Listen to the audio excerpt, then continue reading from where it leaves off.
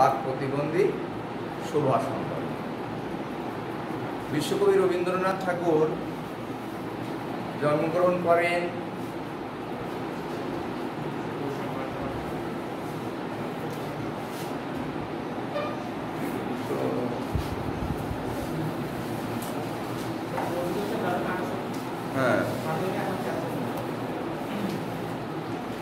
এগুলো কি করা যায় স্যার?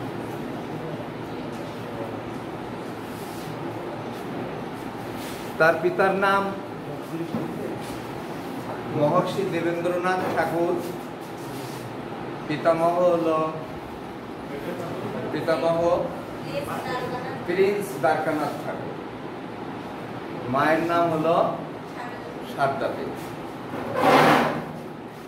রবীন্দ্রনাথ একাধারে একজন সাহিত্যিক, সুরকার, গল্পকার, নাট্যকার।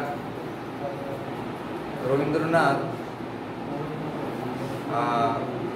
এশীয়দের ভিতরে প্রথম নোবেল পান। এশীয়দের ভিতরে কে প্রথম নোবেল পান? কত সালে পান? 1913 সালে গীতাঞ্জলি কাব্যগ্রন্থে। তিনি 15 বছর বয়সে বনফুল কাব্য রচনা করেন। বনফুল কাব্য। রবীন্দ্রনাথ তার উল্লেখযোগ্য কাব্যগ্রন্থের ভিতরে মানসী, সোনার তরী, চিত্রা, গোরা, খনিকা, কনিষ্ঠু, রক্তকবরী, এগুলো তার উল্লেখযোগ্য কাব্যগ্রন্থ। তিনি কত সালে মৃত্যুবরণ করেন? 1348 সালের 22শে শ্রাবণ তিনি শেষ নিঃশ্বাস ত্যাগ করেন। তিনি কলকাতার জোড়াসাঁকোর বিখ্যাত ঠাকুর পরিবারে জন্মগ্রহণ করেন।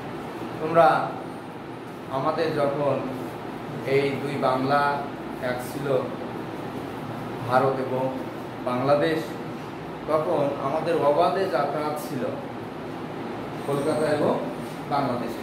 কোনো পাসপোর্ট লাগতো না, লাগতো ঠিক, কিন্তু 1947 যখন ব্রিটিশ চলে যাওয়ার পরে বাংলাকে দুই অংশে ভাগ হয়। একটা হলো ভারত নামে একটা রাষ্ট্রের জন্ম হয়, আর একটা পাকিস্তান নামে জন্ম হয় একটা রাষ্ট্র। এই পাকিস্তান আবার দুটো অংশে বিভক্ত। একটা হলো কি পশ্চিম পাকিস্তান আর পূর্ব পাকিস্তান। আমরা পূর্ব পাকিস্তানের অংশের ভিতরে, পাকিস্তানের পূর্ব পাকিস্তানের ভিতরে আমরা অন্তর্ভুক্ত হয়ে গেলাম।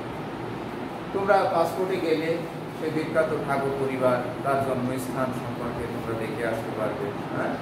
যে বিখ্যাত কবি আমাদের জন্য অনেক কিছু লিখে গেছেন, অনেক কিছু তিনি দিয়ে গেছেন। সেই ঠাকুর পরিবারে, সেই জোড়াসাঁকোর ঠাকুর পরিবারে গেলে আমরা তার জীবন বৃত্তান্ত সম্পর্কে এবং তার শৈশব কৈশোরের দিনগুলো সম্পর্কে আমরা। তো শোভা বাক প্রতিবন্ধী। শোভার আরো দুটো বোন ছিল, তাদের নাম কি ছিল? সুকেশিনী আর সুহাসিনী। এই দুটো মেয়ের, এই দুটো বোনের সাথে মিল রেখে পিতামাতা শোভাকে কি নামে রাখেন? সুহাসিনী, তাই তো? সুহাসিনীর নাম রাখেন।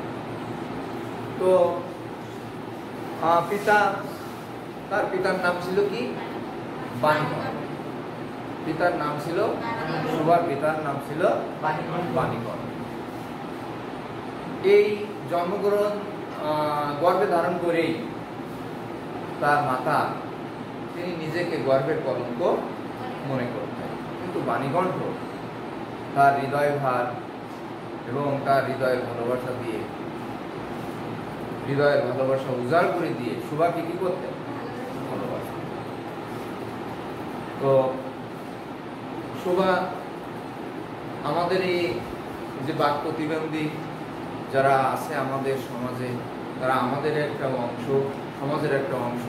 তাদেরও যে তাদের প্রতি আমাদের সহানুভূতি, সাহায্য, সহযোগিতা করার দরকার আছে। লেখক সেটা এই গল্পে সেটা উপস্থাপন করেছে, তুলে ধরেছে। প্রকৃতির জগতে প্রকৃতির জগতে প্রত্যেকের একটা নিজস্ব আশ্রয়স্থল আছে। শোভা তাদের পরিবারের যারা বাঘ প্রতিবন্ধী হিসেবে নিজেকে ধরে নিত, তাদের ভিতরে ছিল, তাদের গোয়ালের দুটো গরু ছিল। এই গরু দুটোর নাম কি ছিল? সর্বস্বীয় পাণ্ডু। তিনি নিয়মিত তাদের সাথে সঙ্গ দিতেন, তাদের আদর যত্ন করতেন, তাদের সাথে তিনি কথা মত বিনিময় করতেন। হ্যাঁ, তারাও তাদের সাথে সেইভাবে সঙ্গ দিত। তার আর একটা প্রকৃতির জগৎ ছিল এই যে নীরব প্রকৃতি। তিনি তাদের সেই শোভা তাদের কাছে আশ্রয় নিতেন। আশ্রয় নেওয়ার পরে যখন দিনে দিনে যখন শোভা বড় হতে লাগলো, অনেকটা দস্তর মত অনেক অনুসন্ধান করিয়া তাদের দুটো বোনের কি হয়েছিল? বিবাহ হয়ে গেছে। যখন বিয়ের উপযোগী হলো শোভার, তখন তার পিতামাতা অত্যন্ত ভাগ্যান্ত মন নিয়ে শোভাকে পাত্রস্থ করার জন্য তারা অনেক দস্তমত অনুসন্ধান করতে লাগলো। তো আমরা এই গল্পে পাই যে আমাদের যারা দৃষ্টি প্রতিবন্ধী আছে, শারীরিক প্রতিবন্ধী আছে, এদের প্রতি আমাদের সহানুভূতিশীল দৃষ্টি দিতে হবে। তাদেরকে আমাদের একটা পরিবারের, একটা সমাজের অংশ হিসাবে দেখতে হবে। এমনিভাবে যারা আমাদের সমাজে আছে, এই সমাজেরই একটা অংশ, তারা যেন আমাদের থেকে বঞ্চিত না হয় সেদিকে আমাদের খেয়াল করতে হবে। তো বাণীকণ্ঠ ছিল সচ্ছল প্রকৃতির, তার নদীর উপরেই কি ছিল? বাড়ি ছিল। নৌকাবাহী যাত্রীরই প্রত্যেকেরই এই বাড়িটি আকর্ষণীয় ছিল। কি কারণে আকর্ষণীয় ছিল বাড়িটি? হ্যাঁ, কলকাতা, বাখারির বেড়া, হ্যাঁ, দোসালা সাল বিশিষ্ট নদীর উপরে বাড়িটি ছিল, যা নৌকা যাত্রী বা মাত্রেরই বাড়িটি কি করতো? পছন্দ হতো, দৃষ্টি আকর্ষণ। তো যখন নীরব প্রকৃতি থাকতো, মধ্যাহ্নে যখন প্রকৃতি নীরব থাকতো, মাঝিরা যখন খাইতে যাইতো, পাখিরা যখন ডাকতো না, গৃহস্থরা যখন কি করতো? ঘুমাই থাকতো, বাড়িতে আশ্রয় নিত, এই নির্জন প্রকৃতির মতো শোভাও যেন এরকম নিজেকে একেবারে নির্জন অবস্থায় দিনাতিপাত করত। তো যখন কলকাতায় যাওয়ার উদ্দেশ্যে বাণীকণ্ঠ যখন নিজেকে কলকাতায় যাবেন, তখন শোভা অত্যন্ত এই তার শৈশবের দিনগুলোর কথা কি করতে লাগলো? মনে পড়তে লাগলো। সে নিজেকে বাহু দ্বারা দিদিবা যেরকম তার ঘরে সেই তার গোয়ালের দুটো গাভী ছিল, গাভী দুটোর নাম কি ছিল?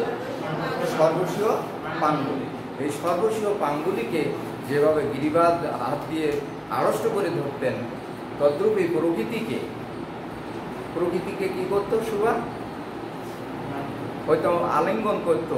যেভাবে প্রকৃতি তার অজানা রাজ্য উপহার দিত তাকে, সেও যেন এরকম নিজেকে প্রকৃতি যেন আড়ষ্ট হয়ে, যে প্রকৃতি তাকে যেন এই মাতৃভূমি তাকে যেন কোনো রকম তার থেকে বিচ্ছেদ না করে, তার ধরুন সে প্রকৃতির কাছে আশ্রয় নিয়েছিল।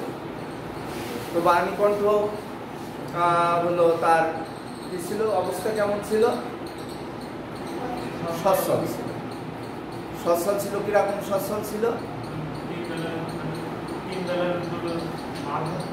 হ্যাঁ, সচ্ছল প্রকৃতি ছিল। দুবেলা ভাত খাওয়ার তার সঙ্গতি ছিল। হ্যাঁ, যার দরুন হলো লোকজনের তার প্রতি একটা দৃষ্টি পড়ত। এর কারণে বাণীকণ্ঠ কি করতেন?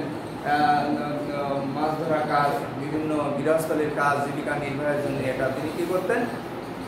দিনের পর দিন প্রতিনিয়ত এই কাজগুলো করতেন। তো এই গল্প সম্পর্কে তাহসিন কিছু বলতে পারবেন? শেষ। তো সবাইকে ধন্যবাদ, পরবর্তীতে দেখা হবে ইনশাল্লাহ।